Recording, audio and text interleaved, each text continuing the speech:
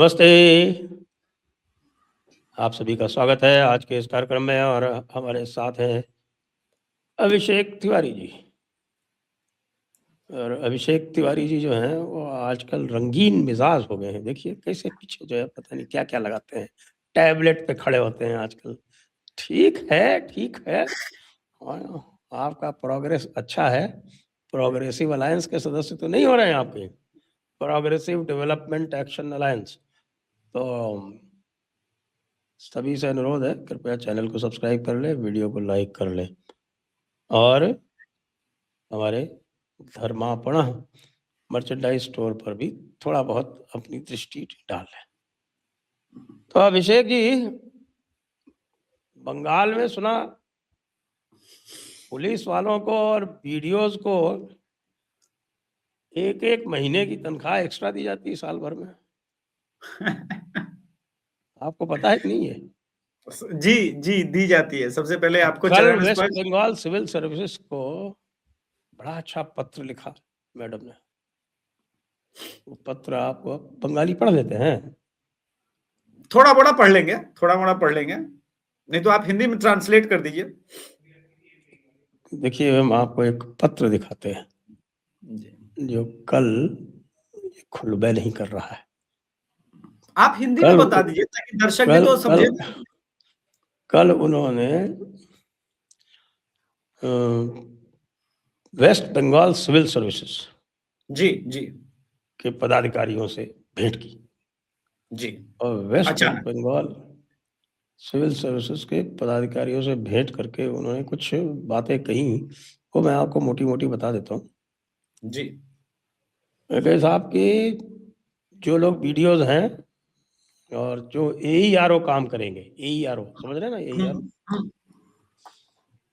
वो जो एईआरओ जो भी काम करेंगे साहब, उनको 1 महीने की तनख्वाह एक्स्ट्रा दी जाएगी। ठीक है। फिर उन्होंने कहा कि वेस्ट बंगाल सिविल सर्विसेज के अफसरों को 2 इंक्रीमेंट एक्स्ट्रा दी जाएगी। ठीक है। और फिर कहती हैं कि साहब कि आप लोग जो है वो एसआईआर के चक्कर में आप लोग बहुत ही मुश्किल परिस्थितियों से में काम कर रहे हैं और मैं सदैव आपके साथ। हाँ। ये मोटा-मोटा ये उन्होंने वेस्ट बंगाल सिविल सर्विसेज अफसरों के साथ में ये प्रकट किया अपना दुख कह सकते हैं सर कि दिक्कत में तो हम ही हैं। अपनी अपना एकात्म उनके साथ में प्रकट किया। अच्छा, एक एक न्यूज हम भी दिखा देते हैं सर, आपके दर्शकों के साथ साझा हम भी कर देते हैं, इस शो के लिए स्पेशली आए हैं। है तो 23 तारीख की घटना, लेकिन कह रही हैं ऐसा बेशर्म आयोग कभी नहीं देखा, न भविष्य में देखना चाहती हूं। एसआईआर को लेकर के बरसी ममता बनर्जी और कह रही हैं ये जो एसआईआर की सुनवाई के लिए बाहर से सूक्ष्म पर्यवेक्षक के रूप में नियुक्त किए गए केंद्रीय अधिकारी हैं। बांग्ला पूछते पारी ना, इसको तो बांग्ला आता नहीं है। क्या बात कर रही है? सारे के सारे वही बंगाल के ही है। फिर आपने बता दिया ना पहले मीटिंग वाली बात, ये तो बांग्ला पूछते पारी ना। फिर उनको लगा कि भाई ये वाला भी मिस्टेक हो रहा है मुझसे। पुनरीक्षण की प्रतिक्रिया में सत्यापन के लिहाज से 1,35,00,000 का डॉक्यूमेंटेशन का वेरिफिकेशन वाला जो है वो प्रोसेस खाली है। और ये तो साला होना ही था, हमको तो पता था कि इसी राउंड में गेम होना है। अब जो बेचैनी का आलम है वो शिफ्ट हुआ है। अब जाके उनको समझ में आ गया है कि 58 लाख तो झांकी था। ये जितने भाग के गए बिना डॉक्यूमेंट दिए इन वो सालों मेरा लेटर भी थोड़ा दिखा दीजिएगा, एक बार जरा शेयर कर दीजिए डेस्क से। ये देख लीजिए, थोड़ा जूम कीजिएगा। जूम करें? दादा जूम कर भी। इनसे उनसे नहीं होगा, मैं ही करूंगा उसको। तो 1 मिनट।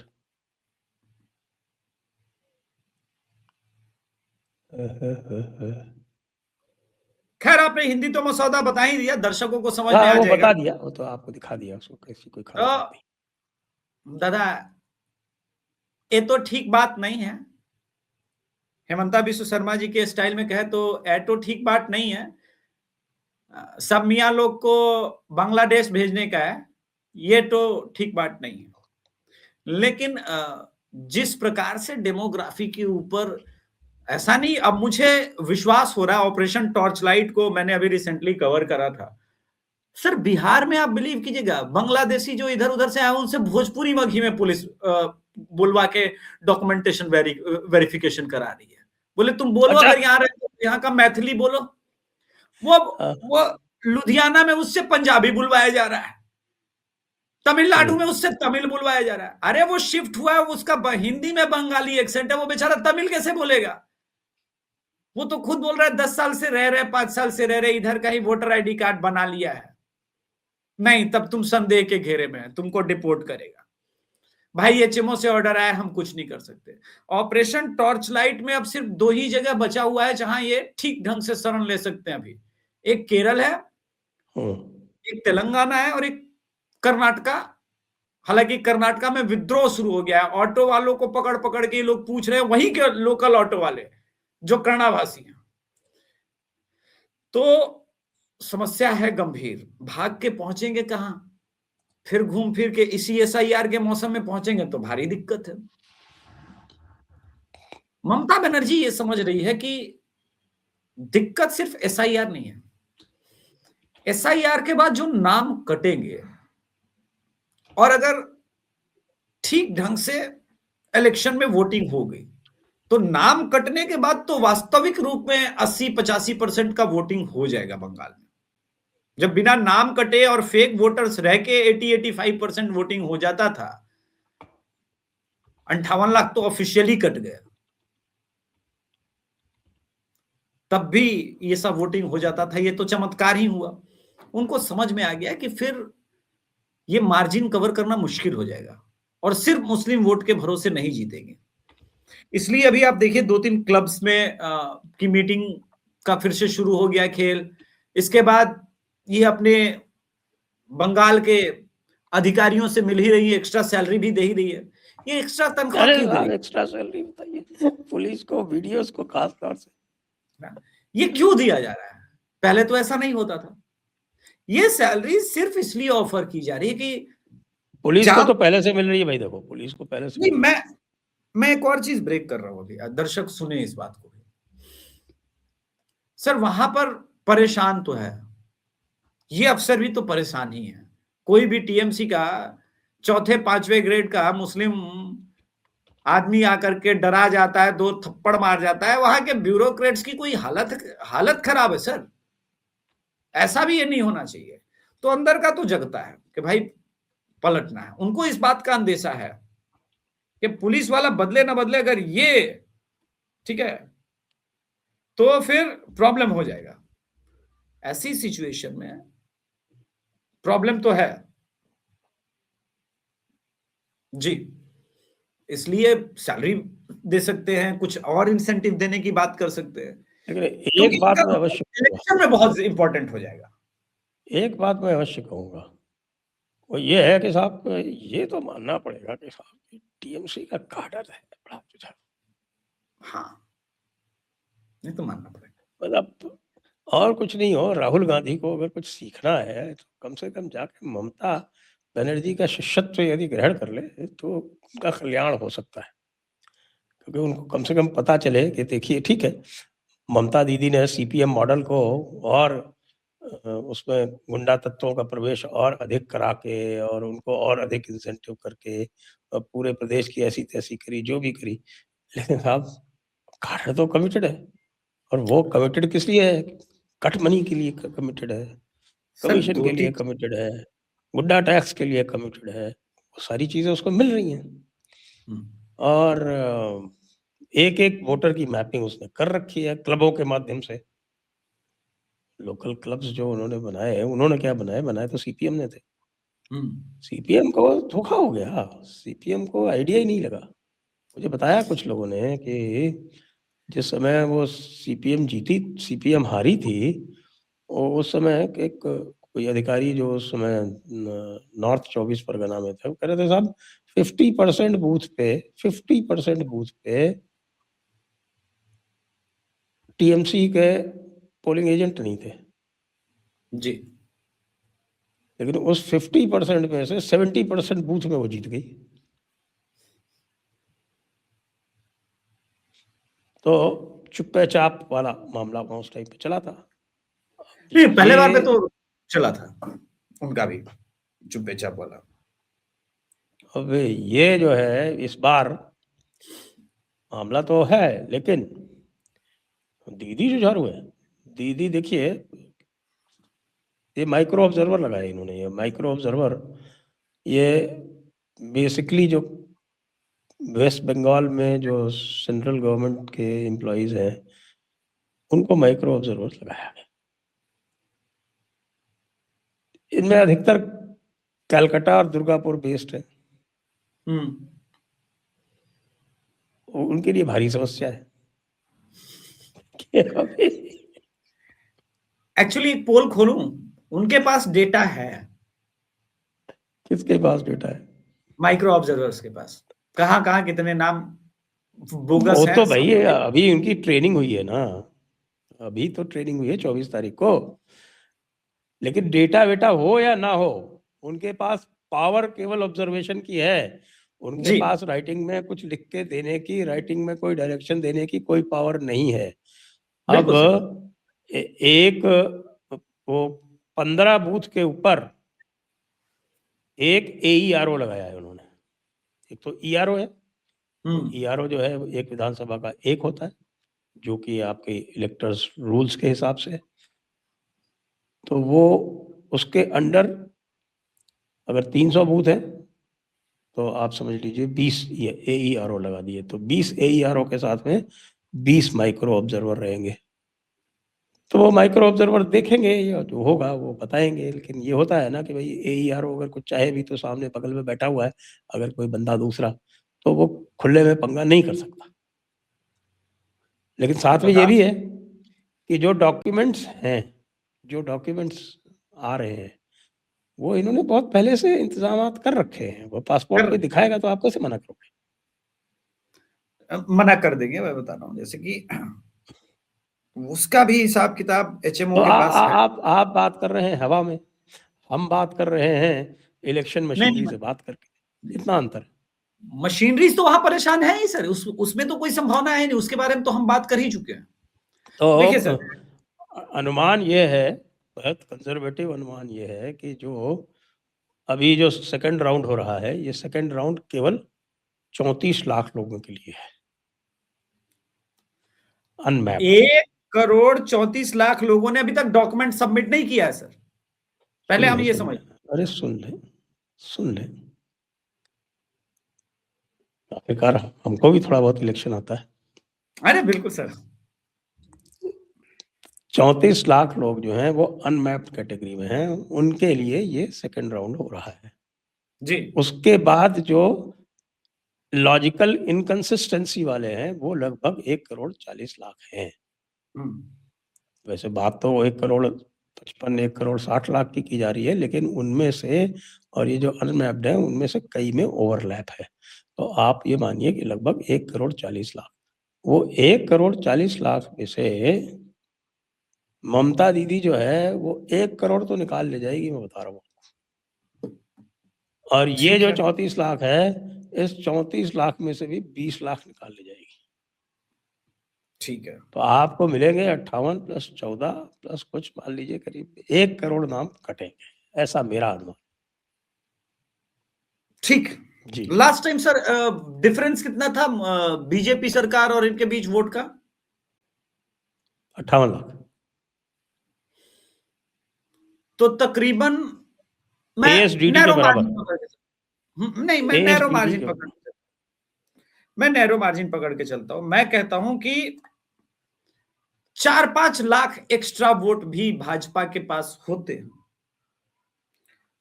तो 63 ऐसी मुस्लिम सीटें हैं जहां पर तो भाजपा का वोट स्प्रेड तो है नहीं। एक आपसे समीकरण पूछता हूं। 72 मुस्लिम मेजॉरिटी सीट्स हैं। हाँ बिल्कुल। नहीं, मैं मेरा पहले क्वेश्चन पूछ लेता हूं ताकि दर्शकों को क्लियर हो जाए। मैं 222 हिंदू मेजॉरिटी सीट्स है। ये रफली ये ब्रेकअप है। मैं आपसे वो क्वेश्चन पूछना चाहता हूं सर, ताकि दर्शकों को कंप्लीट हो जाए। BJP 42% vote share and TMC 42% vote share, अगर, या बीजेपी 41.5 और टीएमसी 42% वोट शेयर, सरकार किसकी बनेगी सर? सरकार तो ऐसे में तो देखिए, अगर ये बराबर बराबर वोट शेयर होगा, क्योंकि ये जो 72 जो आपकी जो मुस्लिम मेजॉरिटी सीट्स हैं, इसमें मार्जिन बहुत हाई रहेगी जीत की। जी, तो बीजेपी का जो वोट है वो स्प्रेड आउट है, तो अगर बराबर बराबर वोट शेयर रहेगा तो एडवांटेज बीजेपी को रहेगी। यस, एडवांटेज बीजेपी को रहेगा। यही बीजेपी गेम ही खेल रही है। बीजेपी उन 72 सीटों पे तो फोकस्ड है भी नहीं, बीजेपी 222 सीट पर ही फोकस करके चल रही है। मेरी भी मुलाकात बीजेपी के नेताओं से हो रही है, जो सेंटर में जो इसकी प्लानिंग और ये सब कर रहे हैं, और बहुत सारे इन्फ्लुएंसर्स भी हायर हो रहे हैं।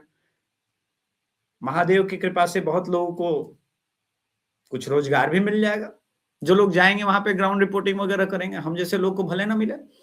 बहरहाल वो मुद्दा नहीं है, मुद्दा यह है कि स्पेसिफिक एक एक सीटों को जो ये मैनेज कर रहे हैं, इसमें से 63 ऐसी सीटें और आइडेंटिफाई की है जिसका मार्जिन 700 वोट से लेकर के 12,000 का वोट था, जो कि हिंदू मेजोरिटी एरिया का था, जिसे ये लोग आसानी से फ्लिप कर सकते हैं। उस पर ये लोग ऑलरेडी फोकस्ड हैं। यानी 140 सीट के आसपास तो ये ऐसे 77 पर है, तो यहां से ये ऐसे फोकस चल रहा है इनका। अब ये देखना है कि एग्जीक्यूशन कैसा ये कर पाते हैं, वो बात की बात है, वो तो हम लोग को कालांतर में पता पड़ेगा। दूसरे प्रश्न का उत्तर है कि राहुल गांधी सीखेंगे या नहीं सीखेंगे टीएमसी से। बिल्कुल सीख रहे हैं। केरला में टीएमसी का अलायंस हुआ कांग्रेस के साथ। ये मैसेज बंगाल तक जाएगा। टीएमसी मैसेज से क्या होता है, ममता कौन सा उनको भाव देने वाली है? लेकिन वो भले कांग्रेस सोचे तो कि साहब कि हमने टीएमसी से केरला में अलायंस कर लिया तो ममता दीदी पिघल के हमको सीट दे देगी कोई। मान ममता लीजिए, दीदी वो कहेगी कांग्रेस कुछ तो 20 नहीं, सीट पे भी तुमको मान ऐसा जाएगी है, ना। तुम नहीं, वो बताता हूँ क्या करेगी। कहेगी तुमको एक राज्यसभा सीट दे देंगे, अब तुम चुपचाप जो है लाइन में आ जाओ। हाँ, तो इसमें भी मान जाएगा, बोलेगा हाँ हाँ हमको, उसके पास तो कुछ भी नहीं है। अधीर रंजन चौधरी छोड़ करके पूरी कांग्रेस कमेटी बंगाल में नंगी है। उसके पास तो कुछ है ही नहीं, ना धोने को है ना पोछने को है। तो वो तो 10 सीट मांगेगा। अधीर रंजन तो विधानसभा चुनाव लड़ देगा तो जीत जाएगा। सर, सवाल ये कि वो कांग्रेस से लड़ेगा क्यों? वो तो बोल रहा है कि मुर्शिदाबाद और मालदा को ये लोग ग्रेटर बांग्लादेश बना रहे हैं। उसकी पिच तो अब कांग्रेस एंटी हो गई ना, उसने तो अपनी पिच बदल दी। और लेफ्ट जो है वो चूंकि अब पूरी तरह से लेफ्ट और कांग्रेस की राहें अब फिर से अलग होने को है बंगाल में। उसका कारण फिर वही है कि केरला में इतना मारपीट होने वाला है, बेल्टम बेल्ट चलेगा, जूतम पैजार चलना है केरला में। कांग्रेस स्मेल कर रही है कि हाँ हम तो भाई चुनाव जीतने वाले हैं, वहां पर सरकार हम बनाने वाले हैं, और ये सही भी है, केरल में वो सरकार बनाने के पोजीशन में भी है। तो लेफ्ट डाउन है। अब लेफ्ट के पास वापस बंगाल में आने को क्या क्या ऑप्शन है? वो किससे अलायंस कर सकती है? फुरफुरा शरीफ बातें बहुत करती है, लेकिन इन्होंने पिछले 4-5 सालों में कोई बहुत बड़ा तोप का काम नहीं किया, अपना कैडर वगैरह कुछ बनाया नहीं। या मुस्लिम वोट के नाम पर जो करना है ये कर सकते हैं, लेकिन मिलना नहीं, क्योंकि मुस्लिम वोटर है स्मार्ट। हाँ, हुमायूं कबीर का कुछ चक्कर चल जाए, वो लेफ्ट के साथ कालांतर में मिल जाए, तब कुछ अलग बात हो सकती है। लेकिन भाजपा अभी भी बंगाल में की इस लड़ाई में पीछे जरूर दिख रही है। मैं ये कहता हूं कि पीछे दिख रही है, लेकिन उतना पीछे नहीं दिख रही है जैसा कि लोग समझ रहे हैं। उसका एक और कारण बीजेपी देखिए, बीजेपी का मैंने ये सोचा कि ये क्यों हम लोग मिस कर रहे हैं।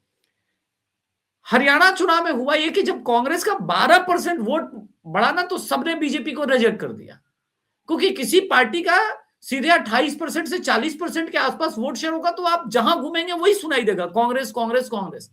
भाजपा 12% वोट शेयर वाली पार्टी थी, लोकसभा 2019 में 40% पर आ गई, और चुनाव जैसे जैसे करीब पहुंचा विधानसभा में, तो वो 12% विधानसभा वाली पार्टी जब पहुंच गई आपको 38% पर, तो पूरे बंगाल में इको क्या था? BJP BJP BJP. Prashant Kishor बहुत ही सटल ढंग से काम कर रहे थे।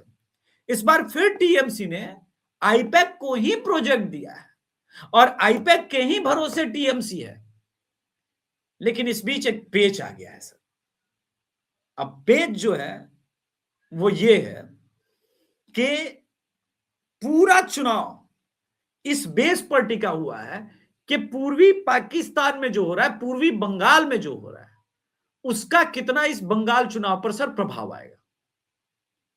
आज मैं एक बात की गारंटी देता हूं, लोग कह रहे हैं ना कि मोदी क्यों नहीं बोल रहे, मोदी क्यों नहीं बोल रहे। मोदी सही चीज को सही जगह पर एड्रेस करने में माहिर है। ऑपरेशन सिंदूर होगा नहीं होगा, उन्होंने बिहार में बहुत पहले हिंट दे दिया था। इसी प्रकार से आज के समय में जो भी पूर्वी बंगाल में हो रहा है, इसका हिंट वो जाकर के बंगाल में ही देंगे, और बंगाल में हिंट देंगे तब देखेंगे कि क्या होता है। जी, मोदी जी के बारे में कि मोदी जी अपना मैसेज देने में माहिर हैं। ऑपरेशन सिंदूर का उनको देना था तो वो कहीं भी दे सकते थे, लेकिन वो बिहार में आकर के बताना चाहते थे कि नहीं, हम नहीं छोड़ेंगे। क्योंकि सिंदूर की कीमत जो है बिहार में इसलिए भी लोग ज्यादा समझते, क्योंकि कुछ वामपंथी चिढ़ती भी, हम लोग छठी मैया का सिंदूर जो हमारी माता बहन है वो नाक से ऊपर तक करती है, तो उनका अपना एक ये है। ममता बनर्जी आईपैक को बुला ले, प्रशांत किशोर को बुला ले, वो डीएम से मीटिंग कर ले, एसपी से मीटिंग कर ले, सारे अधिकारियों से मीटिंग कर ले, लेकिन टीएमसी को भी पता है कि हमको पूर्वी बंगाल की स्थिति पर बात तो करनी होगी। वो अभी तक चुप्पी साधे हुए ममता बनर्जी। मोदी जी जिस दिन बंगाल जाएंगे, पूर्वी पाकिस्तान का मुद्दा उठेगा और वो पिच पर बैटिंग होगी। लेकिन पिछली बार गए तो वो बोले ही नहीं। वो मथुआ बेचारे जो है वो सोचते वेट करते रह गए कि साहब के मथुआ के बारे में कुछ बोलेंगे, कुछ बोलेंगे, क्योंकि वो सही समय ही नहीं था। सही समय नहीं था सर। सही समय का उपयोग करना मोदी जी जानते हैं। मेरा ये मानना है कि पश्चिम बंगाल में पूर्वी बंगाल की धमक दिखेगी और जबरदस्त दिखेगी। मोदी जी तो हो सकता है फिर भी थोड़ा सॉफ्ट रह जाए। जिस दिन बाबा पहुंचे उस धरती पर, उस दिन सब तांडव होगा और पूरा माटी मानुस बंगला वंगला सब बिगड़ जाएगा और फिर होगा पूर्वी पाकिस्तान वर्सेस पूर्वी बंगाल वर्सेस पश्चिम बंगाल की राजनीति। और राजनीति में बंगाली अस्मिता जाएगी साइड में, और पहली बार होगा बंगाली हिंदू वर्सेस बांग्लादेशी मुसलमान। और इस पिच पर टीएमसी के पास उतने अच्छे बैट्समैन नहीं है। अभी एक देखिए, हुमायूं कबीर को सस्पेंड कर दिया बाबरी मस्जिद बनाने के कारण, तो एक विधायक वो हिंदू बहुल एरिया से जीतता है, वो टेंशन में वो मंदिर बनाने चल दिया, बोला हम मंदिर बनाएंगे। अब आपने पार्टी से नहीं निकाला है, हुमायूं कबीर को सस्पेंड किया है, लेकिन मंदिर कभी भी बनाइएगा, वो पूर्वी बंगाल का मुसलमान हो या पश्चिमी बंगाल का मुसलमान है, वो तो भाई गलत हो जाएगा। और आप बनाने दे दीजिएगा, उसको शह दीजिएगा उस प्रकार की राजनीति को, तब तो वो ऑप्शन ढूंढने लगेगा। जितना आक्रोश था 2021 में मुसलमानों का, जो मैं कह रहा था पहले कि हुआ ये कि हरियाणा में 12% कांग्रेस अप हुई तो सबके कानों तक सिर्फ कांग्रेस की आवाज सुनाई दी। बंगाल में भी वही हुआ कि 12% से जब 38% वोट शेयर पर बीजेपी आई तो जितने लोग गए विश्लेषक, उनको सिर्फ बीजेपी सुनाई पड़ी और मुसलमानों को भी सुनाई पड़ा। तो वो इतना अग्रेसिव वोटिंग की है टीएमसी के लिए कि टीएमसी का वोट शेयर 42% से बढ़कर के 48% हो गया। वो निकल चुका है, वो पासिंग सावर की तरह वो निकल चुका है। अच्छा, हाँ, अब तो मुझे लग रहा है कि अब मुस्लिम राज लाना है। दोनों में कॉन्फिडेंस में अंतर होता है। अच्छा, वो आपके बदरुद्दीन अजमल वाला, हाँ, अब उनको लगता है मुस्लिम राज लाना है। अब ममता बनर्जी कहीं नहीं जा रही है। अब ममता बनर्जी कहीं नहीं, बीजेपी हरा ही नहीं सकती बंगाल में। हिंदू इतना बेवकूफ है, भद्र लोग इतना बेवकूफ है, वो लोग बीजेपी को वोट नहीं करेगा। लगभग 30% हिंदू हमेशा की तरह वोट कर देगा टीएमसी को, हम सरकार बना लेंगे। पर इस बार इतना आसान नहीं होने वाला है टीएमसी के लिए। बीजेपी के लिए तो कतई आसान नहीं है, लेकिन टीएमसी के लिए भी ये लड़ाई उतनी आसान नहीं है। मुझे नहीं लग रहा है कि बीजेपी 77 सीट से वापस 65 या 50 की तरफ जा रही है। आज के समय भी मुझे 130 प्लस दिखती है। अब वो 150 तक पहुंचेगी या नहीं ये तो पता नहीं। हालांकि भाव ने विश्लेषण में मुझे बताया कि अभिषेक, मुझे पता है कि 150 तो आ रही है। अब भाव तो भाव है, वो तो कुछ भी बोल सकते हैं, और अपने एनालिसिस में वो सटीक इसलिए होते हैं क्योंकि वो सेंटीमेंट पकड़ते ठीक है, हैं। तो पिछली बार बंगाल में वो भी गलत हुए थे। हाँ, बंगाल में देखिए है सर, गलत तो हम भी, कोई भी हम सब होता है, हुए थे, हम सब हुए थे, हम सब साथ में थे, सब हम गलत सब हुए। मिजरेबली फेल्ड हुआ। और मैं देखिए बिहार में इसलिए सही हो जाता हूं क्योंकि बिहार की पॉलिटिक्स की मुझे समझ है। अब बंगाल में समझ होने के बाद भी जो एक सबसे बड़ा प्रॉब्लम है कि जो मेरे माइक पे कैमरा पे वोट देने बोल रहा है वो वोट नहीं कर पा रहा है सर। उसका उपाय बीजेपी को निकालना होगा। कोई टीएमसी का आदमी ऐसे चेयर लगा के बैठ जा रहा है वो, और पोलिंग स्टेशन पर जाने से पहले बोल रहा है जा जा वोट हो जाएगा तुम्हारा शाम को। अब वो सर पंडित ब्राह्मण भूमिहार टाइप का, राजपूत टाइप का आदमी रहे तो ऐसे बाजू चढ़ा के उससे रंगबाजी भी कर ले कि वोट कैसे नहीं दोने दोगे। वो बेचारा पहले से दबा कुचला पीड़ित आदमी है, उसके पास ऐसा कोई मैकेनिज्म ही नहीं है कि वो फाइट कर सके, तो बिना वोट दिए चुपचाप लौट जाता है। कम से कम दाल रोटी राशन तो मिलता रहे। भाजपा को यह समझना होगा कि उसका एक बहुत बड़ा वोटर है जो वोट ही नहीं कर पाया पिछली बार भी। ये जितने अवैध इनलीगल हैं इन सबके वोटर आईडी कार्ड नहीं होते, लेकिन ये सब वोट करते हैं। टीएमसी का कैडर का लोग शाम में 4 बजे 5 बजे के बाद इन्हीं से वोट करवाता है, ये इनका है। दूसरा, ठेकेदारों को पकड़ना बहुत आवश्यक है। ठेकेदार कौन?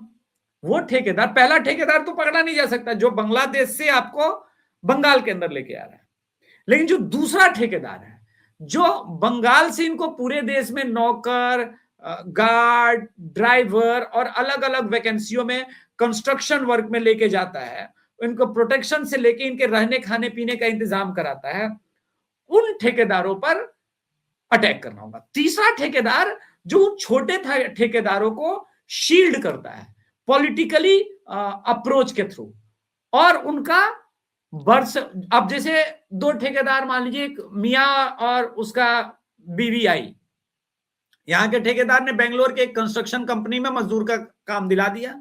अब वहां जो इनका बच्चा होगा, बच्चा तो ये महीने में 7-8 कर सकते हैं अगर प्रोसेस इनका ठीक रहा तो, अलग अलग बीवियों के साथ।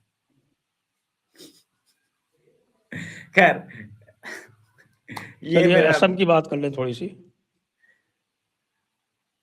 जी असम पे भी आऊंगा, ये कंप्लीट कर लेता हूं सर। तो वहां पर ये ठेकेदार क्या कर रहा है कि उसका बर्थ सर्टिफिकेट किसी भी म्युनिसिपल कॉर्पोरेशन में जाकर के म्युनिसिपल हॉस्पिटल में जाता है और ढूंढ लेता है अब्दुल वाला टाइप का डॉक्टर कौन है, और बर्थ सर्टिफिकेट बन जाता है, और फिर वहां से चीजें बदलने लगती हैं। इस पर क्रैकडाउन आवश्यक है। असम में चलते हैं जी सर। असम में चलिए, तो असम में क्या लग रहा है आपको? हेमंत बिश्व शर्मा कंफर्टेबल? फाइट तो है सर, इस बार फाइट इसलिए है, पिछली बार इन लोगों ने बदरुद्दीन अजमल के साथ अलायंस कर लिया था, तो वो हिंदू जो बीजेपी से घृणा करता है, ठीक है, घृणा तो नहीं लेकिन बीजेपी को लाइक नहीं करता है, और कांग्रेस की तरफ था, लेकिन बदरुद्दीन से बहुत अधिक घृणा करता है, वो छिटक गया था। इस बार असम का प्रॉब्लम कुछ और है। इस बार तो कांग्रेसी खुल के कह रहे हैं कि 40% हमको दे दो, 50% हमको मुसलमानों का सीट आरक्षित कर देना चाहिए, 40% मुसलमानों के लिए सीटें आरक्षित कर देना चाहिए। जितनी लड़ाई आसान असम में आसान दिख रही है, जो मेरे पास रिपोर्ट्स है, उतनी आसान है नहीं। ये जीतेंगे हेमंता बिश्व शर्मा, क्लोज मार्जिन से जीत जाए वो अलग बात, लेकिन बहुत धुरंधर टाइप की विक्ट्री नहीं होने वाली है सर। कांग्रेस इस बार तैयारी में है, और हिंदू क्षणिक छोटी छोटी चीजों पे भटकता है, आंदोलन करता है। वहां के ट्राइबल्स का आंदोलन करवाया गया, वो सब आंदोलन फंडेड इसीलिए कराया गया कांग्रेस के द्वारा, ताकि कोर वोट की तरफ जो बनता जा रहा था वो शिफ्ट हो। हेमंता बिश्व शर्मा इस वक्त सिर्फ असम की अस्मिता और असम का बांग्लादेशीकरण ना हो, इस पे लड़ रहे हैं। ये देखते हैं अब आगे क्या होता है। मेरा मानना है कि असम में लड़ाई में बीजेपी को एज जरूर है, लेकिन बहुत अधिक एज भी नहीं है। उनको काम करना पड़ेगा। ये उत्तर प्रदेश में क्या हो रहा है साहब? सुना वहां पर एमएलएज अलग अलग जातियों की मीटिंग्स कर रहे हैं, लेकिन चेतावनी केवल ब्राह्मण एमएलएज को दी गई। देखिए क्या कहा जाए, ठाकुर फोर्स और इस टाइप के एमएलए की मीटिंग हुई, उन लोगों ने कहा भाई कुर्मी उसमें से क्षत्रिय समाज की मीटिंग हुई जिसमें पंकज चौधरी स्वयं शामिल थे। स्वयं शामिल थे। तो ये अब ब्राह्मणों की मीटिंग हुई जिसमें सभी पार्टी के लोग थे। कहा जा रहा है कि मंत्री बनाने को लेकर के प्रेशर डाला जा रहा है और इसको लेकर के ये अब कमाल की बात है कि जो ट्विटर हैंडल वगैरह ठाकुर फोर्स टाइप के दिखते हैं वो भी उनका जगह की योगी को हटाना पड़ेगा। मतलब कुछ फिशी सा लग रहा है कि भाई एक राजपूत ही क्यों योगी जी को हटाना चाहेगा। और ब्राह्मण जब ग्राउंड पर जाएंगे तो इतनी नाराजगी नहीं है जितनी सोशल साइट पर दिखाई जाती है और इंडिविजुअल केसेस को इतना अधिक हाईलाइट किया जा रहा है। देखिए सर, क्राइम तो हर जाति के अगेंस्ट में हो ही रहा है। अब उस जाति के अगेंस्ट में वो अपने हर एक समाज के हर क्राइम को अपनी अपनी जाति के हिसाब से उत्पीड़न पर लेने लगेगा, तब परेशानी और बढ़ती है। वो क्राइम है, वो सिर्फ आपके अगेंस्ट था ऐसा नहीं था। मान लीजिए किसी ब्राह्मण की हत्या होती तो हत्या करने वाला इस इंटेंशन से नहीं मारा है कि आप ब्राह्मण है सिर्फ, क्योंकि उसने कुछ दिन पहले किसी कुर्मी को भी मारा होगा, किसी यादव को भी ठोक दिया होगा। स्थिति ये है क्योंकि वो भूमि कब्जाना चाहता है, वो दबंग है, वो उसका कोर है। लेकिन समाजवादी पार्टी को अच्छे से पता है कि अगर ब्राह्मण समाज का वोट हम तोड़ने में कामयाब हुए। देखिए समाजवादी पार्टी ने भी कुछ दिन पहले अपने ऑफिशियल एक्स हैंडल पर लिखा था कि ब्राह्मणों ने सबसे ज्यादा 90% वोट दिया, लेकिन ब्राह्मणों को यूपी में मिला क्या? बाबा जी का ठुल्लू। नहीं, यादवों को तुमने आज तक क्या दिया था? अपने परिवार के यादव को छोड़ के, छोड़ो दूसरे, वो तो आजीवन जीवन पर्यंत तुमको वोट कर रहे हैं। ब्राह्मण सर कुछ भी हो सकता है। मैं एक बात मानता हूं, ब्राह्मण एडमिनिस्ट्रेशन में चला जाए वो हो सकता है, ब्राह्मण गुंडा भी हो सकता है, ब्राह्मण दलित भी हो सकता है, मतलब दरिद्र भी हो सकता है, सब कुछ हो सकता है, लेकिन ब्राह्मण बेवकूफ नहीं हो सकता। और अखिलेश यादव उसको बेवकूफ बना देंगे, वो भी राजनीतिक रूप से। उत्तर प्रदेश के ब्राह्मण को ये तो कतई नहीं हो सकता। इस भ्रम से वो लोग दूर निकले। जो अचानक से उनका ब्राह्मण को लेकर के प्रेम जग रहा है, कहां थे जब मऊ में AK-47 लेकर के मुख्तार अंसारी ओपनली जीप में चल रहा था?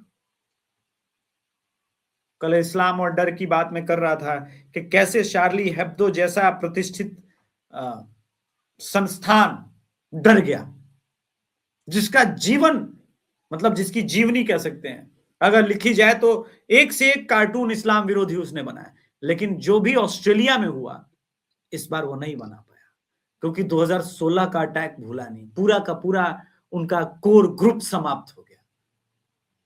यही डर का खेल वो लोग खेलते हैं। समाजवादी पार्टी हो या कांग्रेस इस डर के खेल को समझ गई है।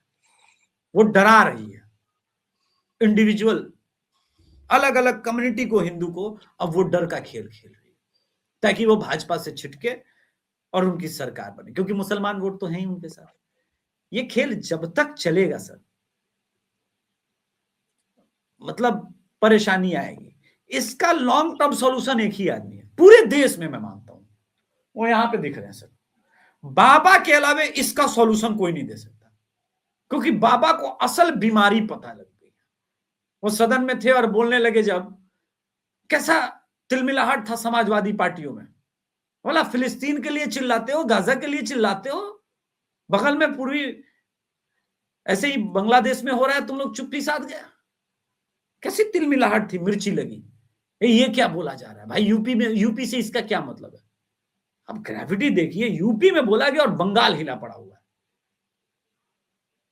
नेता तो ऐसा ही होना चाहिए सर। क्या माले है मुख्यमंत्री अपने विधानसभा में कोई बात कर रहे हैं और बगल के जिस स्टेट के बारे में बोल रहे हैं वहां की मुख्यमंत्री हिल जाए। नेता ऐसा होता है जी। अच्छा, और थोड़ा देखें, जरा आप ये बताइए कि महाराष्ट्र में क्या चल रहा है? बीएमसी के चुनाव आने वाले हैं और दो बिछड़े भाई मिल गए। मोमो चल रहा है, मोमो चल रहा है वहां। मुस्लिम मराठा कॉम्बिनेशन की बात हो रही है। मराठा है नहीं और खाली मुस्लिम बचा हुआ, तो मोह है और अगला मोह नहीं है। नहीं तो कांग्रेस तो साथ में है नहीं। अरे मोह सर, का मोह जो है वो तो कांग्रेस के साथ है मुंबई में। नहीं, इनको क्या मिलने कांग्रेस के वाला है? साथ भी मराठा कहाँ है सर? नहीं नहीं नहीं, मराठा मोह सिर्फ का, और अरे सिर्फ आप एक ही आदमी। मैंने कहा मोह का मोह भाई। अच्छा, मोह वाला, हाँ। मियाँ का मोह। ऊपर से टिस की रिपोर्ट, हम्म। टिस की रिपोर्ट का जो टीस है वो बीएमसी में कैसा असर दिखाएगा वो तो बता देंगे आने वाले समय में, क्योंकि किरीट सोमैया पूरी तरह से लगे हुए हैं। मुझे लगता है कि पूरे देश में नरेंद्र मोदी एक मैसेजिंग कर रहे हैं। अगर आप देखिए, एक एक नेताओं को पिक किया है और बोला मेक श्योर करो कि डेमोग्राफी पर बात हो वहां पे, हर स्टेट में। बिहार में देखिए सर, आर्मी कैंप का परमिशन मिल गया किशनगंज में। ओवैसी का विधायक तिलमिला गया, डीएम को पहले बताया, डीएम ने बोला जाओ सीएम से मिलो, सीएम के पास गया, सीएम ने बोला यार जाओ, क्या क्यों दिमाग खराब कर रहे हो, सरकार को पावर है। सरकार का पावर पता नहीं है? सरकार कहीं भी जमीन अलॉट कर सकती है आर्मी के लिए। आर्मी बेस कैंप बनता है, ऐसे ही बनता है। जाओ जाओ, 200 एकड़ का कोई भूमि का बात है जी, जाओ यहां से। अब वो कह रहा है कि किसान और हम दोनों मिलकर आंदोलन करेंगे। किसान भी मुसलमान, वो भी ओवैसी का आदमी। उसको मैसेज भिजवाया गया होगा, और उसको मैसेज मुझे लगता है कि डायरेक्ट बांग्लादेश वगैरह से भिजवाया गया होगा कि भाई किशनगंज में अगर आर्मी कैंप बन जाएगा, तुमको पता है 100 सालों का ख्वाब, 100 सालों का ख्वाब, 50 साल से तो वो ख्वाब आरफा खानम शेरवानी देख रही है गजवाइन का। बताओ कैसे होगा फिर, कैसे होगा सर? सेवन सिस्टर्स तो उनकी कल्पनाओं में आती रहती हैं लगातार। हाँ, तो मिजोरम में और जो मेघालय में और त्रिपुरा में जो प्रोटेस्ट हो रहा है, उनकी कल्पना से बाहर की चीजें हो रही है। वो भी वहां ईसाई और हिंदू सब एक होकर के, क्योंकि वो अब आ गई है स्टेट की आइडेंटिटी, कंट्री की आइडेंटिटी। बोला कैसे ये साला बांग्लादेशी बोल रहा है कि हमको मिला लेगा, इसकी हिम्मत। मिजोरम में जो अभी 2 दिन पहले प्रोटेस्ट हुआ था सर, अच्छा खासा, बोला यहां से एक एक मुसलमान को बाहर निकालो। वो तो बांग्लादेशी भी नहीं बोल रहा, वो तो कमाल हो गया है वहां तो। अरुणाचल प्रदेश में और मिजोरम में तो वो बांग्लादेशी भी नहीं, वो तो बोल रहे मस्जिद के पास पहुंच के। वो आप देखेंगे कि एक्स पर द मुस्लिम करके एक ट्विटर हैंडल है, वो टैग कर रहा है किरण रिजिजू को, कह रहे ये मस्जिद तोड़ने की बात कर रहा है, ये तो गलत हो रहा है, तुम रोको इनको। किरण रिजिजू कैसे रोक सकते हैं? अब जो त्रिपुरा वाले ही कर रहे हैं, महाराज से लेकर के जो उनकी पूरी टीम उठ गई है, बोले कि हमको चटगांव चाहिए, हमको चटगांव चाहिए, कॉक्स बाजार तो मेरे राज्य में था, हमको वापस चाहिए। कहां से भाजपा भी उनको रोक पाएगी? ये तो स्वतः हिंदू जागरण का परिणाम था, वो आना शुरू हुआ है। वो हिंदू 2014 के पहले वाला मोड में तो जाएगा नहीं ना, वो तो जागृत हो चुका है। होता है ना कि सोशल मीडिया पे लोग लिखते रहते थे हिंदू जाग जाओ जाग जाओ जाग जाओ। तो मैंने एक दिन प्रश्न पूछा कि हाँ चलो जाग गए, अब हम जाग गए तो हमको करने दोगे ना काम? तो अब 7 सिस्टर्स हो, यहां पूरे देश का हिंदू जागृत हो गया है। अब जागृत हो गया तो भाजपा रोक थोड़ी ना सकती है उसको। भाजपा को उसके साथ चलना पड़ेगा अपने आप को बचाने के लिए, और भाजपा के पास तो कोई ऑप्शन नहीं है, क्योंकि हिंदू तो आप नहीं खो सकते। तो भाजपा को उसके साथ चलना पड़ेगा। अब वहां कह रहा है कि नहीं बसने देंगे अरुणाचल प्रदेश में, तो आपको रोकना होगा बसने से। आपको वैसे भी आप डेमोग्राफी चेंज के विरुद्ध हैं, तो क्यों होने देंगे आप? तो किरण रिजिजू को भी मानना पड़ेगा। दुनिया में कुछ भी आप ट्वीट करते रहिए, टैग करते रहिए, उससे कोई मतलब नहीं है, क्योंकि वो आंदोलन जनता का है। हिमाचल प्रदेश में आज मान लिया है कांग्रेस की सरकार है, और हुआ जयराम ठाकुर के समय भी था, ये जो मस्जिद बन गई थी।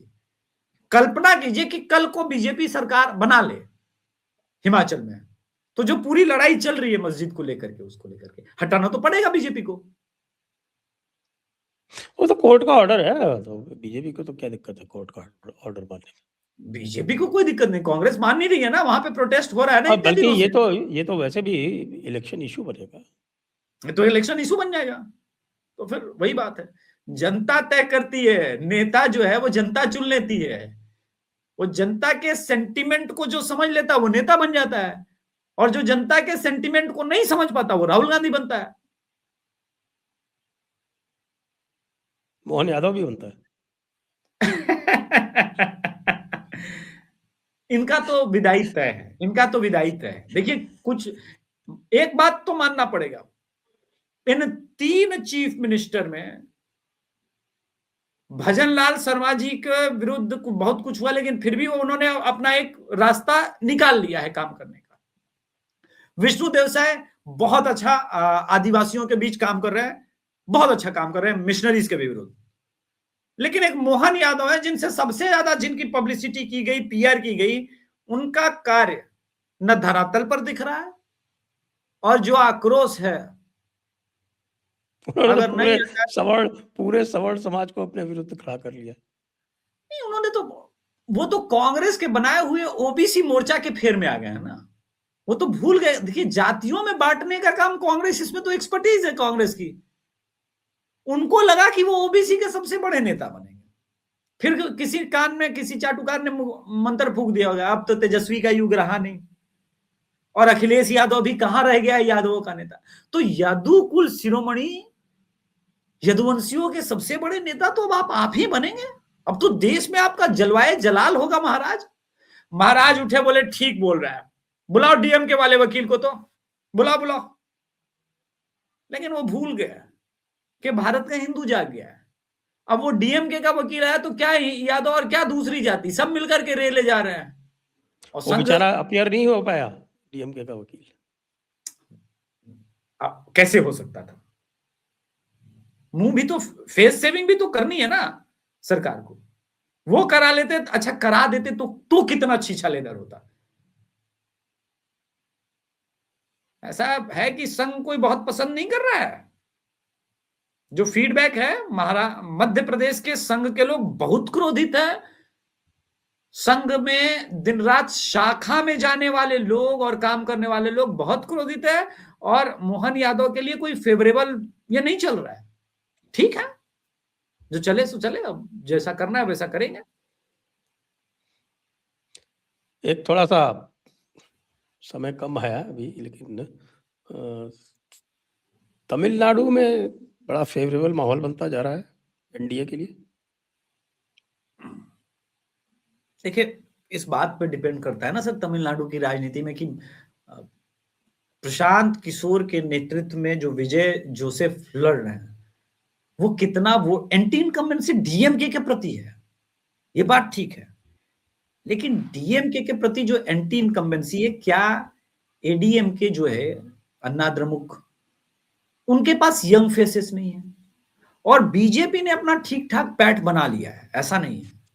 और ये जो पूरा दीपोत्सव वाला प्रोग्राम हुआ, फिर उसके बाद लाठीचार्ज हो गई, फिर बहुत रायता फैला, घर घर में दीप जलाने लगे वो लोग, कि घर के बाहर दीप जलाने लगे। ये सब के बाद भी डीएमके मुझे थोड़ा सा एज में इसलिए नजर अधिक आता है कि जो उनका अलायंस है एनडीए का, उसके पास यंग ब्लड है ही नहीं, सब 60 के पार के ऊपर है, कुछ नया नेतृत्व नहीं है उनके पास।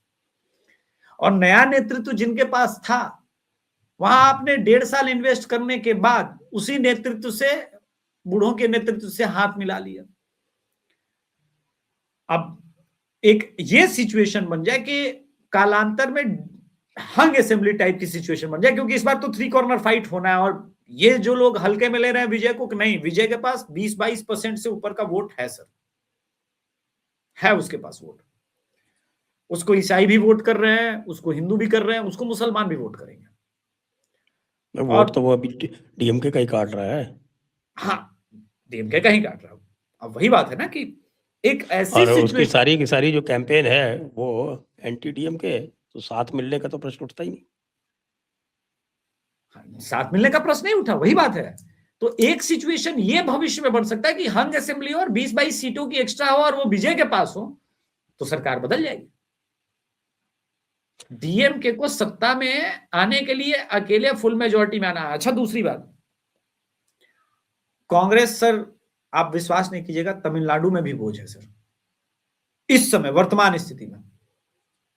जितना कम सीट डीएमके कांग्रेस को देगी उतने अधिक उनके चांसेस बनेंगे, और जितना अधिक कांग्रेस को सीट डीएमके विवश होकर दे देगी उतना उनका चांसेस कम रहेगा सर।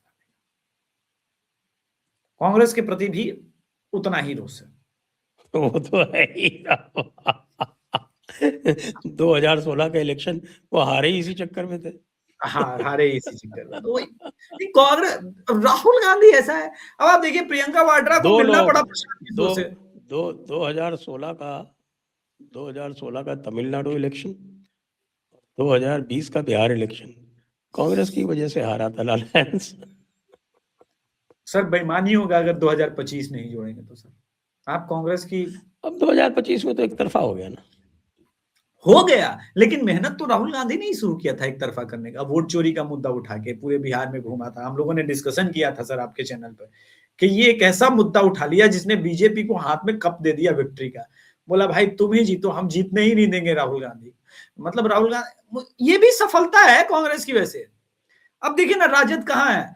बिहार में 5 राज्यसभा के चुनाव होने वाले हैं सर, और समीकरण बन रहा है कि पूरा कांग्रेस टूट के जदयू में, बीजेपी में जाएगा, या फिर राजद का 25 में से 20 टूट जाएगा, 19 टूट जाएगा, और रोज समीकरण बन रहे हैं। और ऐसा नहीं, प्रयास हो रहा है।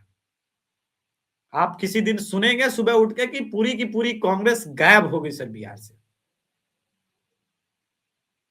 और दोनों तरफ से दोनों बड़ी पार्टियां प्रयास कर रही है, हम में नहीं मिलोगे तो जदयू में मिल जाओ, दिक्कत है तो जेडीयू मिल जाओ, कोई दिक्कत नहीं है। यह स्थिति ऐसी बन रही है सर। आप सोचिए कि बिहार विधानसभा का अगर ऐसा हो जाता है, ये जो 25 लोग हैं ये भी इधर आ जाते हैं, तो क्या स्थिति होगा सर। और योगी जी ने कुछ विधानसभा में कहा है, सुना क्या आपने? जी, वो बांग्लादेश वाले इशू पे। हाँ, तो उस पर तो चर्चा हो ही रही थी कि भाई जिस प्रकार से उन्होंने कहा। देखिए, मुझे सबसे ऑकवर्ड लगा कि समाजवादी पार्टियों का रिएक्शन कितना खराब था।